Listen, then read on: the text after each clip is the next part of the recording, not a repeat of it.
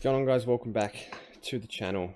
And today got my trade updates. Now this is pre-team announcements, so it's not actually going to be super accurate with the trades, but pretty much the decisions I'm thinking about making. So I don't know if you guys saw my poll on Twitter. If you're not following me on Twitter, I think it's just Hippo Supercoach. I'll go over to it just quickly. And this is it here. So basically I said Butters and McKercher or TDK and Wangan and Malera. And honestly, I still can't decide. McKercher's scaring me at the moment just because like all it takes is one bad game in that role and then maybe they swing him back to that wing role. I doubt it, to be honest. I do doubt it.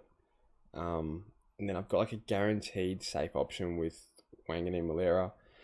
I think Butters out averages TDK pretty comfortably, but I do think TDK can do 110 and he will not face as many tags as Zach Butters. So that's one positive sign, but like I said, I'm still not sure how this... I'm usually pretty confident in a trade, but this week I'm really stumped. I can't quite get Naz and Butters, which is really annoying. But TDK's run home is really nice too. I don't know if you guys have seen it.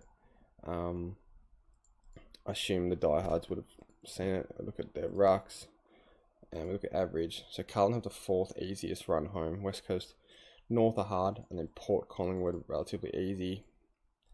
Brisbane, Melbourne back to back aren't great, but then after that, like that run home, especially with Todd Goldstein in the last round, we saw what he did to Goldstein last week. Serious potential there. And then look at inside mid for Butters. I don't think Butters really needs fixture to do well, but it is like a little bit on the lower side. Who does he play in the last round? Gold Coast. Round 23, you probably say he cops a tag, and 16, he probably cops a tag as well with Sincotta. I'm really not sure. I feel like teams let Butters kind of do what he wanted when he came back this year from injury. Like they didn't fully see how good he was playing. I think they're going to tighten the screws a little bit. I don't know if Melbourne do what they did with Dacos this week to Butters. If I go with a non-own option, then I'll be really happy. But if I do own him, I'll be really pissed, clearly. And that's one thing about TDK, you don't have to worry about that constant tag per week. That's why I'm leaning towards this option. Like I said, it's given me really bad headaches. At the end of the day, I do trust Wangan and Malera to go somewhere from 105 to 110 for the rest of the season. Because you take out that injury-affected game where he pumped out the 60, I think he's averaging like 108 or 110 just about. So really nice scores there. I mean, you can look at it. The floor of 96 is insane. And yeah, I think playing for a contract too, which is always a good sign. I mean, he's going to be hungry to play well, which makes sense. So yeah, I'm leaning towards this at the moment just because McKercher, like, what is it, 4 tons in his last 18 games, and they've only been against West Coast and Richmond. That's a massive red flag. And I know obviously a lot of games wouldn't have been in this current role, but still, like, he does kind of remind me of that downhill skier type. I don't think he's got much defense in his game at all. He's pretty similar to Caleb Daniel in that way. But yeah, I'm hoping he's good if I do go with him. I'm hoping he sucks if I don't go with him. I don't know. It's a real tricky situation. I don't think there's too many other options I can go with because I'm forced to bring in Zach Johnson basically just because we need that potential cash. But then like you look at the team and like where do you go from here? Like let's do hypotheticals. If I hold Matt Roberts, so like Levi to Zach Johnson is a must via Campbell Gray. So we'll do that, lock that away. That gives 430k. Like, especially this week, I do have 18 premiums anyway. There is a world where I can hold Roberts. Just optimize real quick. There is a world where I can hold Roberts at D6. The thing is, does he hold his spot with Mills and Bice playing well and all that? So I don't know. Blakey, drop it at 150 or whatever. Not sure. Obviously, really hoping Horn Francis plays. That's going to be pretty key for the rest of my season. And Baz as well. And then, yeah, like I said, what do we do from here?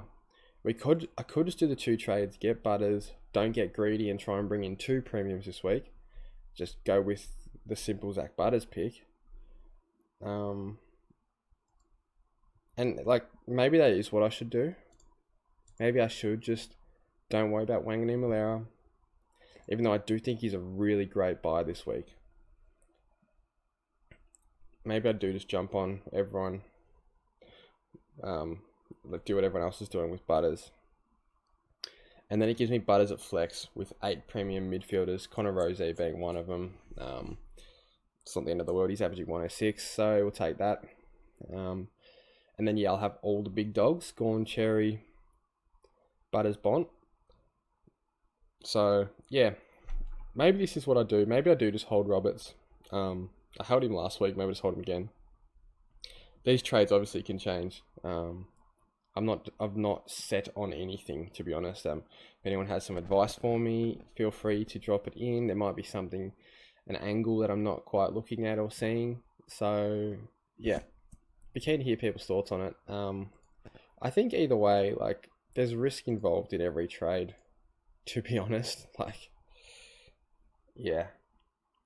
I'm just thinking, like, how the hell do we get these last 2 upgrades? Even if I have the 8 trades, how do I get Jack McRae and Sam Darcy for what will be like 900k, probably 800k, even best case scenario. No, probably 850k. If Darcy's 400, McRae gets to 450, and that's best case scenario. So how do I get 850k? That's what I'm trying to work out to get those last 2 spots. It's gonna have to be Pedler's going to have to pull his finger out. Zach Johnson's going to have to somehow hold his spot when everyone comes back, which I don't think is going to happen. And Angus Clark as well. So let's just hope to God that these guys can keep pumping out decent scores. If they can all get to 300, then we're laughing. Realistically, they're probably more going to be like a 220-ish each, which isn't ideal. And it's probably going to get, I reckon it's going to get me down to at least 3 trades to get to 23 premiums. At least 3 trades. At most, sorry. Which, yeah, it's not ideal at all.